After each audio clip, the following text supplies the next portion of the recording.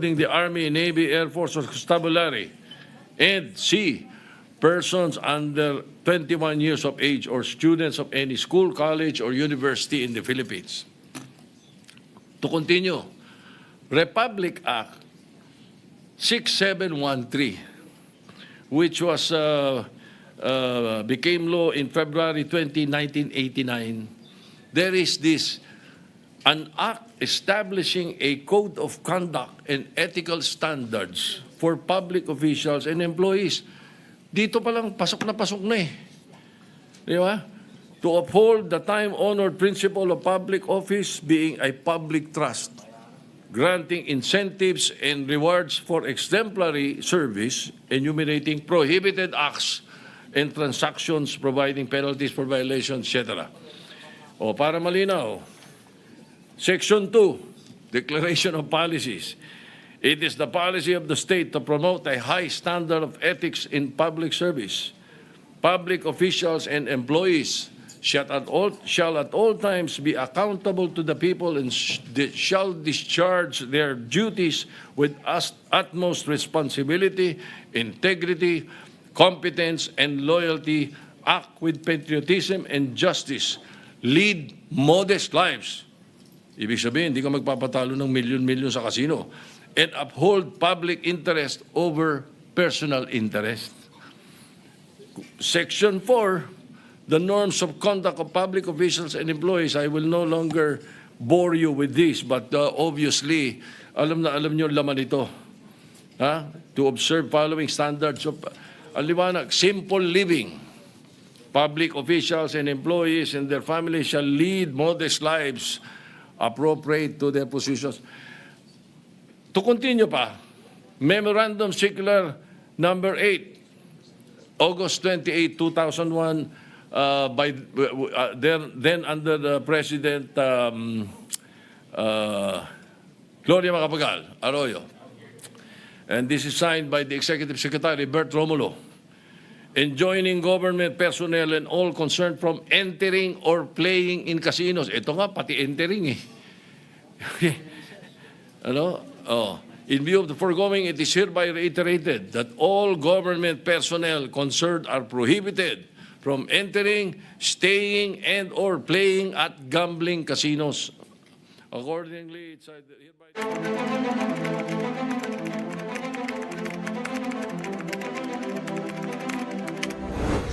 We're bringing developing news. And the stories behind the headlines. This is Storycon. I'm Regina Lay. I'm Ed Lingao. The stories we're watching Wednesday, September 3 are still all about flood control projects. President Bongbong Marcos has ordered a review of the Public Works Department's 2026 budget amid alleged insertions. Malacanang raises concerns of alleged flood control projects that have been completed yet are still listed in the NEP. That in the exclusion of priority projects. The palace also welcomed Senate President Jesus Cudero's proposal for a negative list of projects that should not be funded.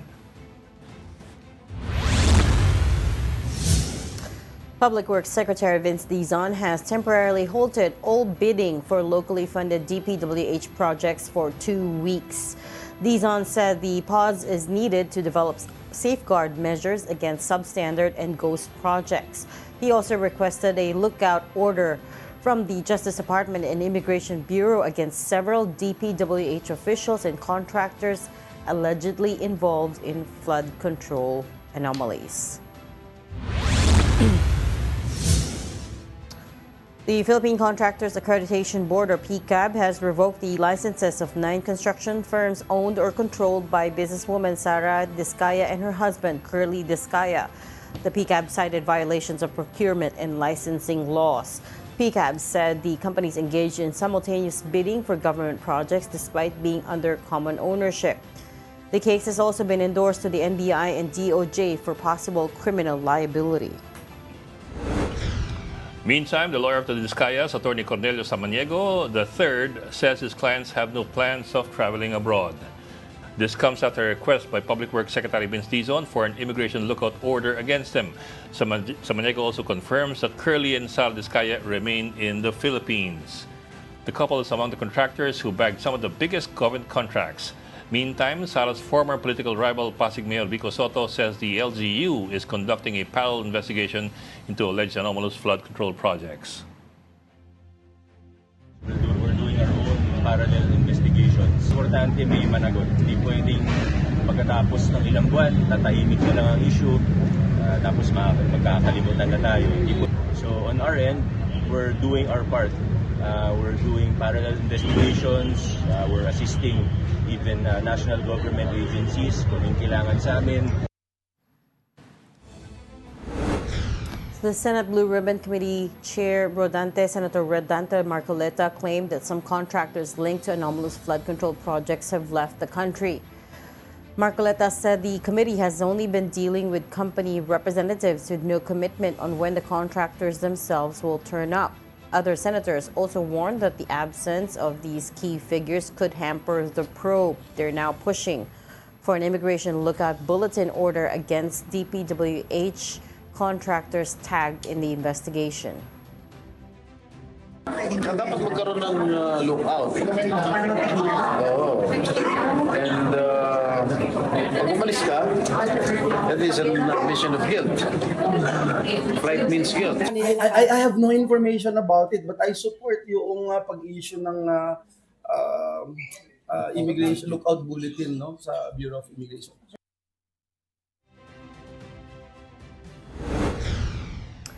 Meantime, the Senate Blue Ribbon Committee will also resume its probe into flood control projects on September 8, and the panel has sent subpoenas to several DPWH officials and contractors, including Curly Discaya of Alpha and Omega Development Corporation. And joining us today from the Philippine Star, Editor-in-Chief Ami Pamintuan. Hi, Ed and Reg and everybody. Happy Wednesday. Happy Wednesday. Ba't wala yung ating ano? Hi, Ami. Wala yung ating... Oo nga eh. Oh, yung ating... Yung heckler niya. Ang ating heckler. Baka ano sa baha. Hindi naman umulan. Mga uulan pa lang, hindi pa umuulan. Marami daw na-i-stress ngayon basta nag-umpisa ng umulan eh. Yeah, because the traffic has gotten worse. Right? August pa lang, malala na yung traffic. Konting ulan lang. It's parang EDSA is a standstill already. Wala ko yesterday. So what did I miss? Mukhang we're still all about flood control issues, right? Yes. We're finding out today. So right now, as we speak, Senate is holding its regular plenary session where bago naputol, Senator Tito Soto was talking about how disappointed he was at the Civil Service Commission for saying that, allegedly, that wala naman law banning government officials from gambling outside of office hours. Narinig mo yun, Ami? I think there's it a presidential decree. It was brought May up sumabit na dyan dati, remember, Ed, Several several years ago, hindi ko lang matandaan kung sino yung female official na nakunan doon sa one of the casinos, nakataas pa nga yung panya eh. Di ba, doon sa Silya? Hindi ko matandaan kung sino eh. Naging issue din yan eh. Yun na nga lumabas. Kahit anong oras, whether for leisure or during office hours, bawal yun. Yes, so that's what... Nang ma-settle yung issue na yan eh. That's what Tito Sen was talking about just before we came on air. That he was showing that there's several rules already prohibiting government officials from entering casinos and gambling, whether or not it's their personal time or within work hours. E malala dito kay D.E. Henry Alcantara, it sounded like he violated both, right? He stepped foot inside the casinos multiple times, 2 to 3 times a month by his own admission, and during office hours pa, right? Fake pa yung ID niya. Fake pa yung ID. There's several violations in the... these guys daw siya ng VIP. Sino kaya yung VIP na yun? Tabok, Presidential Decree 1869, the Charter of the PAGCOR states under Section 14.3b, no person under 21 years of age or students of any school, college, university, and government officials connected directly with the operational government or any of its agencies shall be allowed to enter, stay in, or play at gambling casinos. That's PD 1869. Wala namang limitation dyan na Kung walang limitation, it means throughout yun. Also, Civil Service Commission Memorandum Circular 08 of 2001, prohibition against going to gambling casinos. Warrants that going to casinos can be ground for admin sanctions. Also, Department Order, DILG Circular number 2016-112 reminds local government officials, governors, mayors, councilors, etc., not to enter or play in casinos, and warrants of disciplinary action or even removal from office. Yun pa lang yun. Wala kasing nasasampulan dito eh. Wala pa tayong Kaya akala ng 6713 mga yung Code of tao, Conduct. tama eh. Ay, nako. Oo nga. That's always the Diba? problem, Sa right? China, ganyan din eh. Merong prohibition. Pero pag uli ka, pag nakakainit-initan ka, maano ka, talagang kulong ka or kung malala yung offense mo, you They can get disappear executed you. at papadala pa yung bill ng bala dun sa pamilya mo. Or Kababayaran sa'yo. Gawin naman kayo. or sometimes they disappear No, that's people. true. Right? I know. Nasa casino playing pala naman tayo kaya pinag-uusapan yung bala. Hindi, corruption ang pinag-uusapan natin eh. Depende sa gravity ng corruption. So may ganun. So Kaya those are kailangan clear laws. may mga sampulan dyan and eh. those are very specific laws and rules that mention casinos and government officials. Very Yeah. clear. Just like there are very clear rules against collusion in Ay, oo. bidding. And I don't understand why PCAB is only finding these things out now suddenly. Related, ano? So ni-revoke niya yung the licenses of the 9 Discaya companies. These are St. Gerard, Alpha and Omega, St. Timothy, Amethyst Horizon Builders, St. Matthew, Great Pacific, YPR General Contractor, Waymaker OPC o OPC pa, one-person corporation, and Elite General Contractor. So today, PCAB revoked the licenses for these 9, citing collusion and other anomalies, conflict of interest, multiple participation in a single bidding process, et cetera, et cetera. And I mean, what...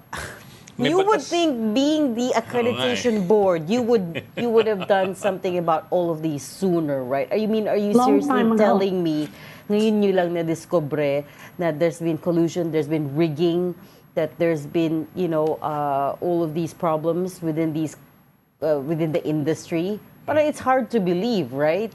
Ito po, specific sa yung violations niya relate to 2 laws. Number 1 is RA 9184, yung Government Procurement Reform Act, which prohibits under Section 65 ata to, bidders with conflicting interests, bidders with common controlling shareholders, bidders with relationships that can influence other bidders. Also sa IRR ng batas na ito, prohibits 2 or more bidders submitting different pero pre-agreed bids. Bidders who submit other bids through other entities, meaning other bidders. It's Anong 6 to pre-agreed dyan? 15 Pareho years may-ari. imprisonment kung sakali. So it's punishable by imprisonment, not just fines. Oo, 6 to 15 years Yeah, that's a criminal imprisonment. offense. That's under Section 65. Tapos Philippine Competition Law bans... This is collusion. Yeah. Oh, yeah. okay. Tapos Philippine Competition Law bans bid rotation, yung pinapaikot nyo lang yung mga bids Oo. among yourselves. Bid manipulation, agreements between competitors, dividing or sharing the market. So, may ganon. Tapos, ito pa. Hindi na yung competitor, pare-pareho may hari yan eh. Ito pa. When they apply with PCAB for accreditation or licensing, they're required to sign an affidavit under oath. Which includes what they call the integrity pledge of the Which clearly to the means PCAB. nothing to some people. Oo. Okay, the It's just a piece integrity of paper. pledge. Baka iba ibig sabihin sa kanila. Number 4 in the integrity pledge is a commitment to ethical and lawful practices. We will strictly avoid any form of collusion, bid rigging, and anti-competitive practices that undermine the integrity of the bidding process. That's under oath. When they applied in PCAB. No speak English. Si Ami talaga. Ami, that's simple words only, Ami. Anong, no understand. Ikaw yung portrait, hindi maintindihan. Yan pa, kayo naman. Umarangkada na si But- Pagpintuan. So there are clear laws against it. And again, I come back to the question of why is PCAP only doing this now? I mean, sure, it's a welcome move now that there's so much heat on them. But I mean, really, is it believable that you didn't know about all of this? Plus, you know, the more I speak to sources in the industry, they also say how difficult it is to get accreditation from PCAB. They require so much documentation, maraming requirements. It's the red tape is super haba daw na red tape dyan and the bureaucracy in PCAB. At the same time, and these are, as far as I know, legit companies that, you know, are just trying to join the bidding. On the other hand, you have these, to borrow, which senator was it who said, borrow the words of Paong Pin of the Makati Business Club. He said the ones that win these projects are the shady fly-by-night operators, right? On the other hand, you have these operators that are... Di ang fly-by-night, laki-laki niyan lumaki sila because of the projects, right? But when they started out, they were not big, and I'm glad Kapag ganyan ka nakalaki, meron ng presumption of regularity. Pag malaki ka na, may presumption, but there was a time when they were nobodies, right? And by the way, I'm glad you brought that up kasi may na-realize ako there's also inconsistencies with... We already know that si Sara Diskaya has been lying about things, to put it mildly. In the Senate, for instance, she presented herself as just the representative of Alpha and Omega, when turns out she is CEO. part owner or controller of all these other companies. But remember that she was trying to present herself, no, I'm only here as CFO of Alpha and Omega. Anyways, sabi niya sa Senate hearing... Ito Ed, babalikan ko lang yung gambling. Noong September 2018, si Virginia Torres yun. She resigned as a Land Transportation Office Chief. Siya yung nahuli. Nahuli siya dun sa casino. Was she jailed? LTO chief yun. Was she jailed? Or wala? Nakunan siya na nakataas yung paa niya doon sa sa Syria, sa casino. I don't think that carries penal clause eh. Di ba? Parang wala namang penal clause yun. Baka admin sanctions lang yan eh. Hindi yata siya she resigned eh. Hindi ko alam, hindi ko man namatandaan ko hinabol pa siya ng even admin. if you resign, pwede ka habulin ko may penal clause. I don't think may penal clause yan eh. If ever sakali admin. Pero to Regis's point, I think ang argument na ginagamit ng PCAB, at least in their statement, was the testimony of Sara Diskaya where she admitted na after so much hemming and hawing, she finally admitted na number one, they own or at least partly own the 9 companies, and number 2, sabay-sabay sila nagbibid except daw for at least 2 of the companies na binanggit niya. Pero otherwise daw nagkakasabay-sabay sila sa bidding. So that's a criminal offense. Exactly. That's a criminal offense already. And just on that basis alone, by her own admission, they can charge her, right? Yeah.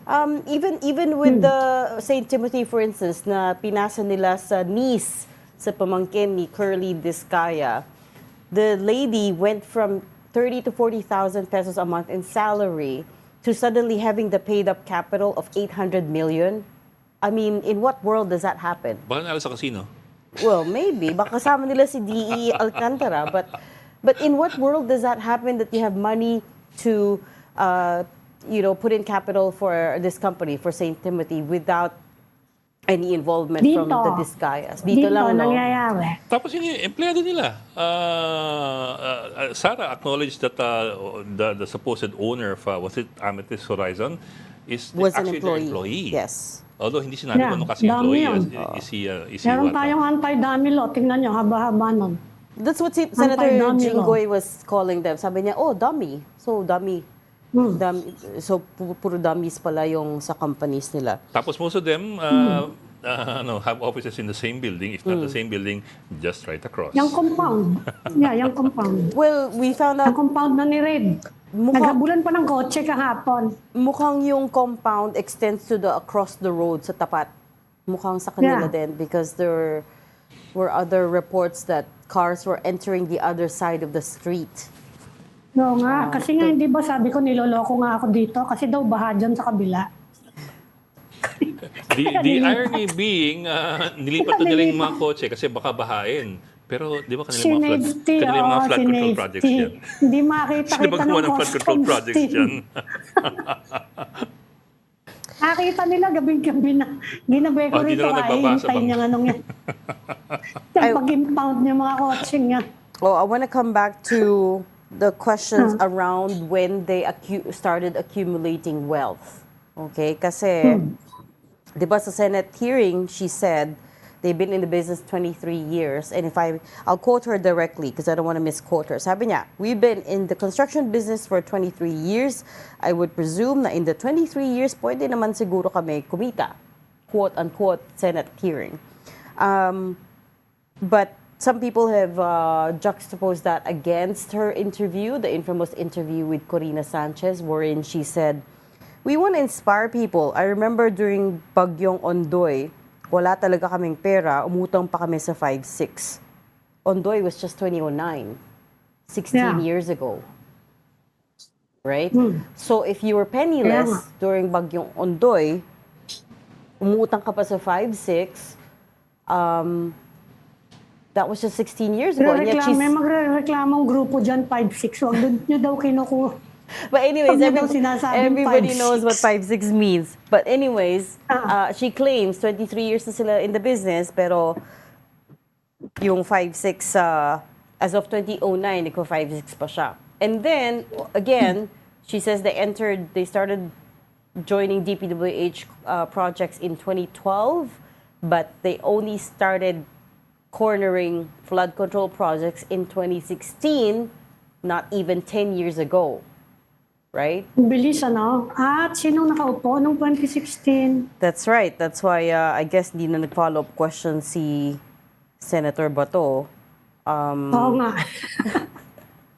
But, and you know, the person also at the center of this, whom we're waiting to hear from, is former DPWH Secretary Mark Villar, right? Who's been, I mean, DPWH. astoundingly silent on this issue. And today he's... Definitely silent. Definitely silent. Oo, because... Pag nagsalita naman siya, sasabihin naman natin na, bakit ka ba nagsasalita dyan eh? Baka sumabit ka. Hindi ba? Well, no Kaya naman. kaya hinihintay natin, ewan ko kung any indication today, kahapon may mga chismis na kung sino yung magiging independent panel eh. Yung ginagawa ni President Marcos. Dapat talaga bilis-bilisan na niya yun. Sinong narinig mo, Ami? Yeah. Ang nag-float kahapon na name was Mayor Magalong. Correct. Yeah, we heard that too. Kahapon yun. As the lead for the... Pero ngayon, wala pa nadadagdag as of now. Marami siguro syempre, you need to define pati yung yung parameters ng authority niyan eh. Ano ba yan? Quasi-judicial ba yan? Can they summon everybody? Can you summon a congressman or a senator? Di ba? Dahil it's tied up with the budget with the budget insertions And there's the very big possibility na yung mga contractor ituturo yung mga congressman. Ano gagawin yan pag ganun? Di ba? Yeah. At magtuturo nung ngayon sinabi ni Chairman George Garcia ng COMELEC, 3 daw dun sa 15 contractors nakalagay sa statements of contributions and expenditures. Correct. Ng ilang kumandidato ngayong taon. So, ng midterm elections. Si Lawrence Lubiano, who is the president and I guess the owner of Centerways Construction, which is one of the top 15 contractors, no? Yeah. Si Lawrence... Although yan, declared yun yan, no? Correct. Ni Senator Chis Escudero. Yes. So Lawrence... He declared it in his OSEC. He declared it, yes. And then Lawrence But yesterday... the name of Lawrence, not Centerways. Yes. So Dinawin Lawrence... natin yun. It was Lawrence Lubiano. Lawrence at the House hearing yesterday admitted that he donated 30 million pesos to Senator Chis Escudero's campaign in 2022, but his defense was he was doing it on a personal capacity. That was his own personal money. Yeah. Ang sinabi nga ni Chairman Garcia sa atin, di ba, remember we interviewed him, sabi niya actually dun sa rules naman Walang pagkakaiba yung contractor. Kung contractor ka, and you're the Exactly. owner, you're the executive, hindi daw pwedeng magkaroon ng personal and ano.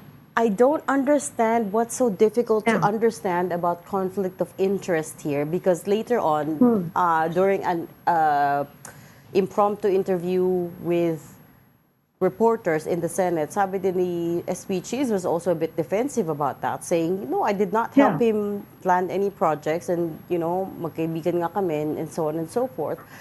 But, I mean, You're talking what's- kasi about conflict of interest. but what's so hard to understand about that? Whether you're... Everybody, everybody whether agrees that's that whether that's your own money or the company's money, it doesn't matter, right? There are rules around it for a reason, and that is to prevent corruption or any semblance of impropriety. So, anong mahirap intindihin doon? I think everybody agrees that it's improper. It's just that the way the laws are written, Napapatunayan ba may yung ano? loopholes ka eh. Again, you go back to that yung the distinction between the officials or the owner versus the entity, which is the company. It's been a long time debate. But, yeah. Even Sabi ni Chairman Garcia, hindi daw niya They- palulusot. that's his personal opinion. Yeah. But he has to get a vote, I think. Whether from, the unbank will decide unbank. the same way is different. You're right. Kasi we've had that discussion for several years already. And in fact, just a few months ago, si former Commissioner Louis Guia was again reiterating that na ang problema dyan, it's still a loophole that has to be plugged and has never been plugged. Oo. Lusot pa rin Depende yun. siguro yan sa doon sa exposure mo doon sa company, Ed. Halimbawa, if it's a publicly listed company, stockholder ka lang naman, gaano ba kalaki yung shares mo? Kung ikaw yung controlling, may sabit ka, di ba? Hindi mo pwede sabihin personal ko lang yan. Pero kung talagang nag-invest ka lang, maliit ka lang ng mga investor, pwede kang abay, ano ko dyan, marami kong mga hate to sound kumpanya, like a meron ako lawyer, investment, I'm a stock player. No, but Pwede mo Pero sabihin baka yan, I'm a Indian stock kasi player yan eh. and I want to contribute to this person. no. But But the depende question kasi is siguro sa who signed the exposure mo. contract eh. Is it the company that is contracted by the government or is it Yun pa isa. the person Oo. who was contracted Saka by lalo the na government? kung halimbawa Kapareho Centerways, it's based in Sorsogon City, Sorsogon, which is the turf of the person na nag-contribute ka. no, but And hindi sila position si- to exercise suasion on projects, di ba? Doon sa lugar na yan. But si COMELEC Chair Garcia has already, as Ami said, spoken to us about this, and sabi niya, they have Yes. the leeway. He believes they in COMELEC have the leeway to interpret it like this. Yeah. Right? He believes na, yes, they have some room to interpret it like that, especially if your own personal source of wealth is tied to the company. The company. I mean, how else would you distinguish that, right? No, that's the company, and this is me, the personal, the individual. If he has a leeway, he said that more than a week ago already. He hasn't done anything about it. Nag-investigate pa daw sila. Ano ba yung investigahan mo doon? They're going through Miss Osen at they're saka going through the 2022 admissions paper. na eh. They're backtracking through the 2022 sources. Hinahanap pa nila sino yung nag-contribute to the politicians. So far, we know there's at least 3 contractors in the top 15 list who have contributed to to the candidates. Hindi natin alam at this point exactly who the candidates are. 31 na daw. 31 candidates. Nung isang araw, sabi niya 31 contractors. Hindi lang yung 15, hindi lang yung within the list of 15. Okay. So 31. Contractors na ang nakuha nila na nag-contribute specifically to national candidates in 2022. Oh, there you go. Sinabi niya yan, yung budget hearing ng COMELEC. Actually, the other question then that begs to be answered is, is there anything that bars congressmen from still owning contracting companies? There should Meron be yun rules around that. Yung anti-graft. Yeah. Sa Isn't there? Anti-Graft and Corrupt So, Practices Act and sa Code of Conduct. So you Meron mean doon. you mean all congressmen are No, hindi. You can own, but you don't own. Hindi ka pwedeng kung kumpanya mo yon, it cannot deal with the government agency na may say ka. Ha? O yun, ganon. Hindi pwede yung ganon. So kung may-ari ka ng construction company, DPWH official ka, hindi siya pwedeng mag-bid dun sa... Although, sinabi sa atin ni Manuel Bonoan, walang di ba? Walang ganun. Ay, hindi, customs pala yung sinasabi ko. Yung customs I pala ang looked it up. nagsabi I had sa to look for atin it na again. I wala saw naman some ang titigil. pertinent laws, Hindi sa with regard to that, DPWH. So, at medyo nakakapagtaka din yun, I mean, honestly, it's the rot is Pero systemic. meron yan sa anti-graft, Ed, saka dyan sa I'm sure there's Prohibited Acts, rules tingnan mo. around it. Napaka-obvious Anti-graft and naman. Corrupt Practices Act, Yeah. saka yung Code of Conduct. Yes. I'm sure Two there's laws. yes. No, I'm sure there's rules around. It's basic, right? Those are basic safeguards for good governance. And also, it's interesting to me na sa the House hearings on flood control, it sounds a little bit like they're gonna try to pin the blame on the contractors, right? They're gonna, parang nakikita ko na yung direction that they're going in. May enhanced version yung anti-graft, Ed, yung plunder law. Yeah. But kasi Yeah. the Meron siyang plunder enhanced law, version. but the plunder law has more to do with the amounts setting the cutoff for Which is 50 million. Saka mas mabigat yung punishment. That's the more operational Kaya law. ko binabanggit yung plunder law, yan ang dahilan doon sa splitting of contracts. Para hindi umabot sa threshold na 50 million. But nevertheless, at this point, we know that This is what you're referring to. RA 3019, the Anti-Graft and Corrupt Practices Act, Section 3H.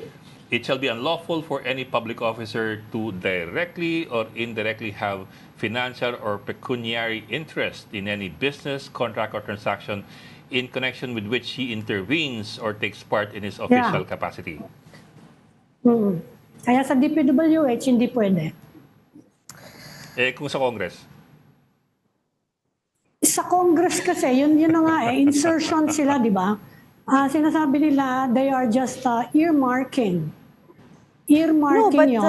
Ang problema, kung ikaw ang may-ari nung construction company, in-earmark mo yung project at tinuro mo yung kontratista na magke-carry out ng project. We're showing covered dyan yan. Yeah, we're showing pictures of Infracom Committee Chair Terry Ridon, Congressman Terry Ridon right now, and I have to take issue with one thing he said. After the hearing yesterday, again he was ambushed by reporters, and he was asked, I think, bakit ayaw patawag si Congressman Zaldico and the other nagkasagutan sila dyan. Correct. Nagkasagutan si Congressman Toby Tiangco and Janet Garin, Congresswoman Janet Garin.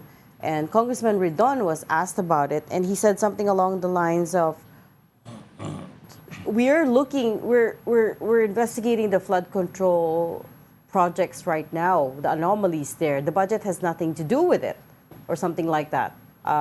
This is a paraphrase. This is a paraphrase. Basta, his point was that that's a separate issue. We're looking at flood control, and we have to take issue with that. The independent probe already. Kaya nga. So, how can the budget be a separate talking point to this, right? When it started with the budget, right? With the budget, the anomalies began with the budget. Ay, nako. And speaking of the budget, we have breaking news right now. House party leaders asking Speaker Martin Romualdez na ibalik sa DBM ang 2026 NEP. Si Congressman Ronnie Puno said, we don't know how to deal with it. We practically have to redo the entire submission because we don't want to be suspected of any untoward action. We don't want to appear that we're not accepting the rightful recommendations of DBM. We don't want to be accused of replacing or amending by errata a huge portion of the NEP. So we've decided at this point the NEP submitted by DBM falls short of that standard.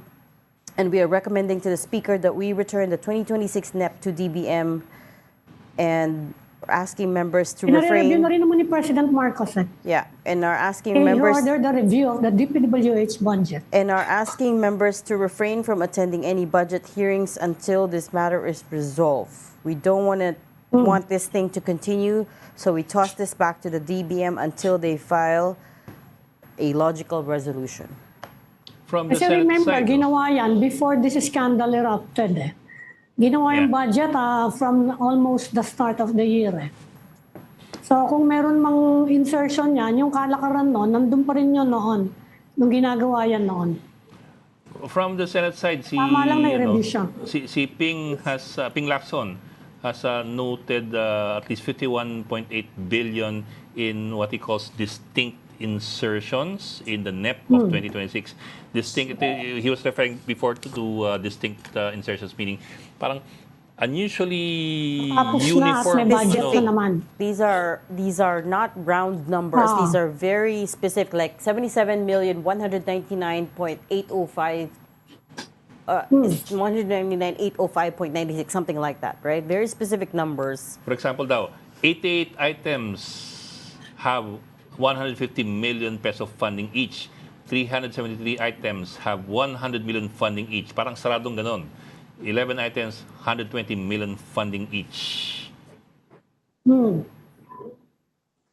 kaya nga kasi ginawa yan, several months ago.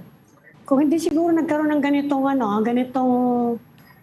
gulo, maaprubahan yan with additional insertions na babalo na naman yan kapareho last year, baka magdoble halos yan. Dahil ngayon merong ganito, galit lahat tuwing magbabaha mga tao, nagagalit sa buong gobyerno, tinitingnan ngayon yan, binabalikan yan. At pinapa-review din ni President Marcos. But these are pre-insertion insertions, I mean... So, yun yung sinasabi naman ng mga lawmakers, di ba? Ang insertion nag-umpisa from the crafting of the NEP. Oo, Yun iba ang pa yung sinasabi insertion nila. na post Kasi sabi nila, approval. nag-i-input dyan yung mga regional nawala ako. Kaya, Yami, you can still hear you. Wala ka lang video. nawala yung ko. Well, the Video. insertions, yeah. I'm ito saying na nga these are pala. pre-insertion insertions, meaning this is a different kind of insertion.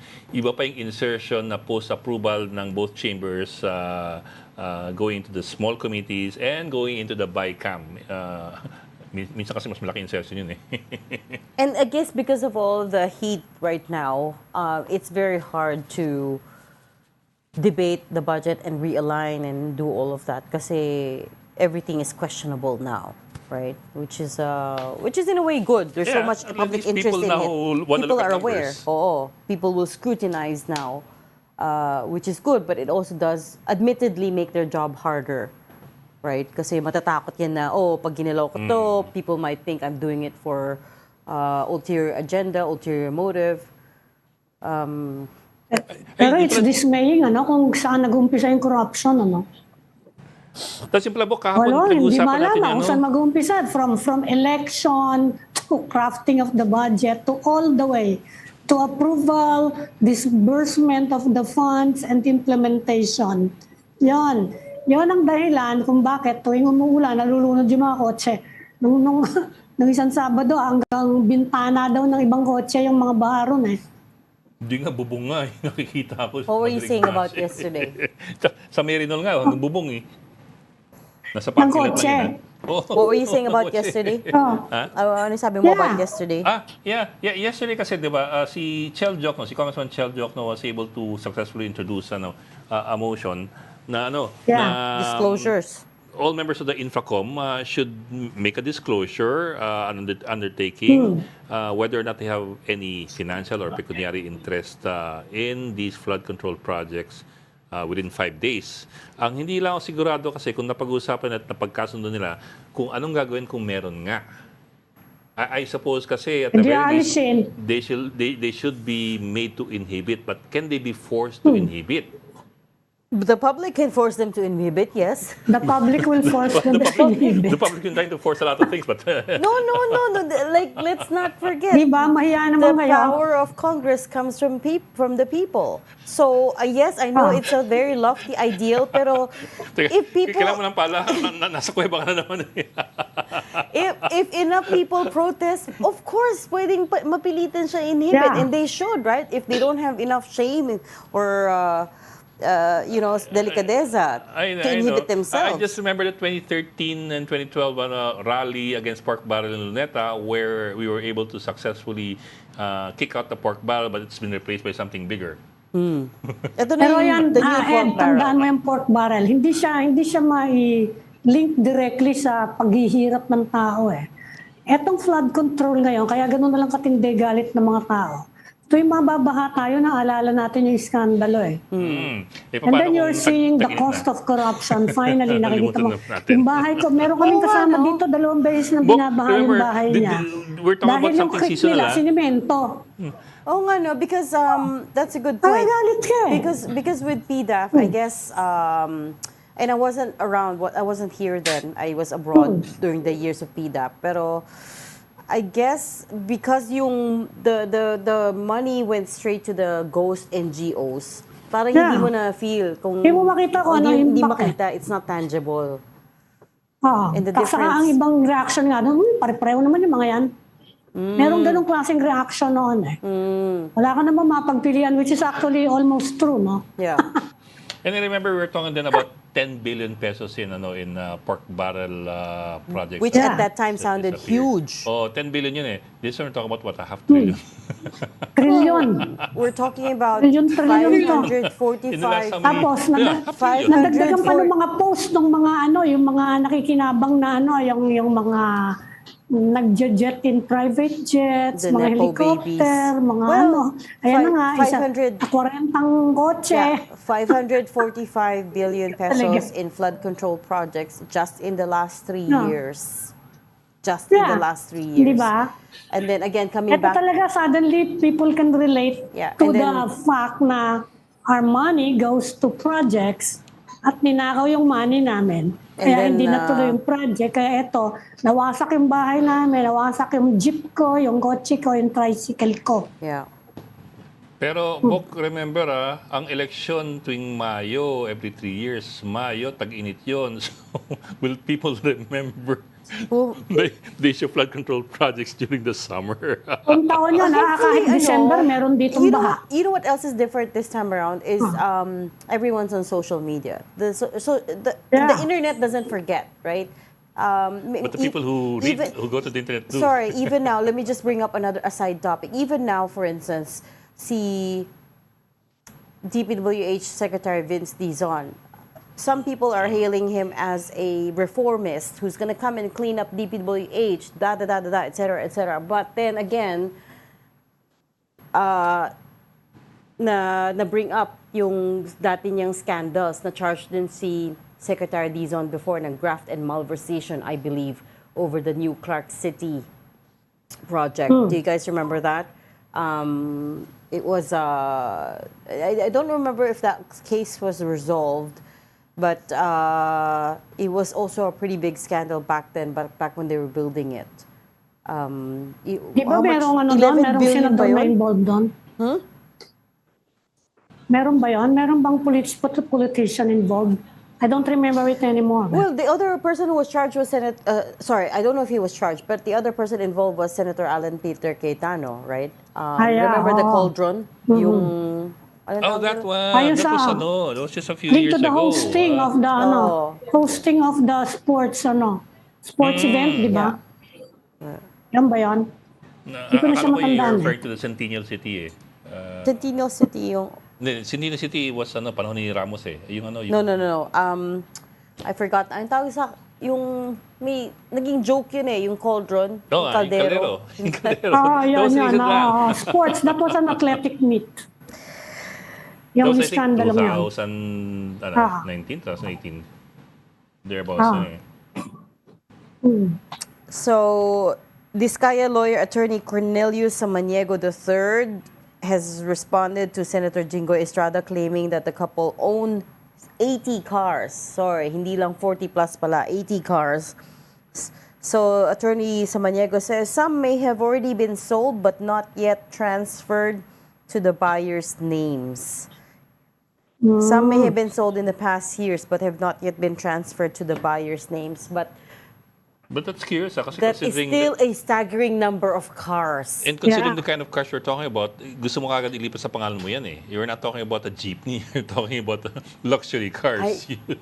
Let's not even talk about the transfers. The point is, You'd wanna this transfer kagad your couple name. has had 80 cars in the last how many years? right? Can we even begin to... Bilyon-bilyon naman yung kinikita nila. Kayo naman. Iniimbestigahan daw ng BIR yung mga cars nila that are registered with LTO para lang tingnan kung tamang ang binayaran. Meron din ganyang story ngayon. Kasi a lot of them are imports. Lahat ngayon, suddenly everyone is moving, Oo, di ba? Biglang sisipag ng mga tao ngayon, no? But, sorry, I can't get over it. 80 cars. 80.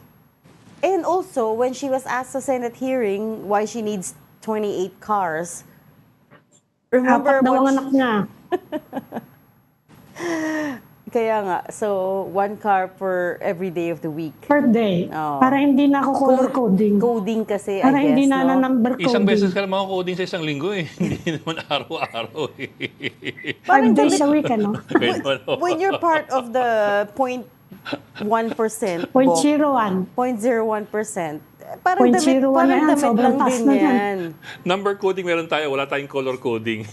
Parang damit lang din yan. You need a new outfit per day of the week. Color coding sa flood control.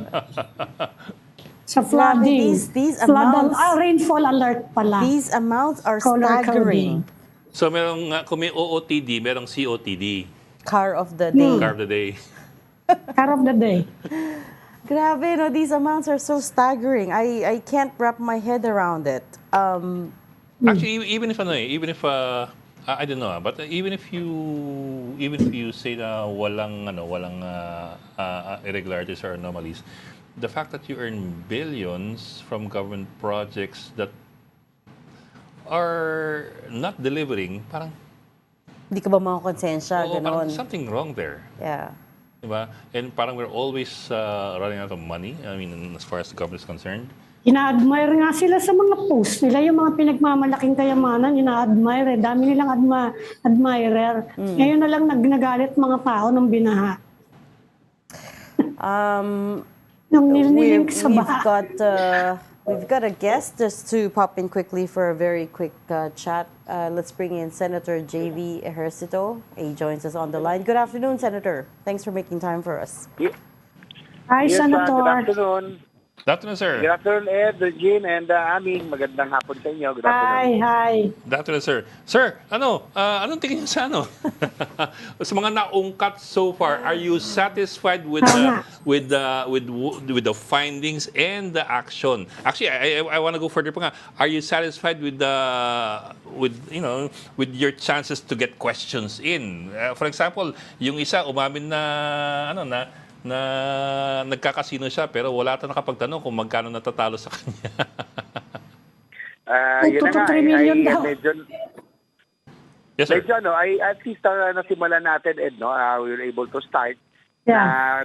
Kasi wala pa tumatawag kay D.E. Henry Alcantara that time. So it was my turn. I was the first one. At buti na lang, napaamin natin siya na siya po yung nagkakasino. And I was laying down the predicate muna. Inaano natin yung lifestyle nila. Noong mga nitong officials belonging to the notorious district in Bulacan, no? Yung kanilang engineering district. At mukhang inamin niya at kino-confirm niya na talaga nagkakasino sila tulad kasama si Bryce Fernandez, yung DE na ngayon, at yung iba pa. Kaya lang, I wanted to go on. Medyo natutumbok na natin kasi medyo may information tayo about doon sa modus operandi nila Doon sa modus nila on how they were able to give away, kung paano nila, gusto natin malaman kung paano nila ipapamigay na i-award yung mga proyekto at yung mga ghost projects. No? Ilan lang naman pala yun, no? Kumbaga sa ilan, kaya lang naapekto ng buo. No? Halimbawa, may 100 projects, siguro ang ghost projects yan, mga 3 lang o 2, pero ito yung talagang pinipera nila. Pero gusto natin malaman yung punot dulo on how they were able to do this, yung kanilang modus, kung paano nila ilulusot. Para nga, hindi na ito maulit muli. No? So, yun yung mga gusto nating malaman. And hopefully, matuto natin yung ginagamit din yung meron tayong information at in-house na raw po ito. Yung kanilang sila na mismong gumagawa, sila nagde-decide. Minsan, inihiram na lang po yung lisensya ng mga contractor. So, gusto natin malaman talaga yung buong modus. So, para matigil. Kasi kawawa dito, yung mga yung maayos na contractor at maayos naman official. I think na nasira ang lahat, no, dahil po sa kanila. When he was pressed in the House hearing yesterday, Senator, si D.E. Alcantara admitted that he was negligent in all of this, that he didn't go and inspect some of these projects. But I mean, so now he's feigning negligence. I personally find that hard to believe na parang he was saying that, ang dami kasing paperwork, ang dami niyang pinipirmahan, and some of these projects hindi na niya napupuntahan. Is that what does that sound like to you? Well, siguro yan yung kanyang ginagawang yung kanyang narrative na negligence. But I think it's deeper than that Hindi lang ito negligence. Talagang sa tingin ko, yung pong mga ghost projects that were undertaken were really meant to ito yung sinasabing pang sports, talagang tinetera po talaga nila, no? I think the industry knows, yung mga ibang DE, yung ibang contractor, na talagang naging notorious na rin itong masyado this particular district in district office in Bulacan. And I would have wanted to propound more questions so that we could already get to the bottom of it at malaman talaga yung modus nila. Hopefully in the next hearing, sana pagbigyan na kami ni Senator Marcoleta, the chairman, medyo I think masyado siya naging conscious sa time to be given to us. No? Kaya kung kailan matutumbok na, biglang sabi, wala nang oras. Sayang po. Senator, kahit nakakailang session pa lang kayo, marami nang na-unearth actually ng mga detalye. Saka yung ibang previous reports, meron na rin. Offhand, ano nakikita niyong pwedeng gawin by way of legislation para mabawasan na tong mga anomalya sa flood control? Ano kaya ang pwedeng i-propose ninyo by way of legislation?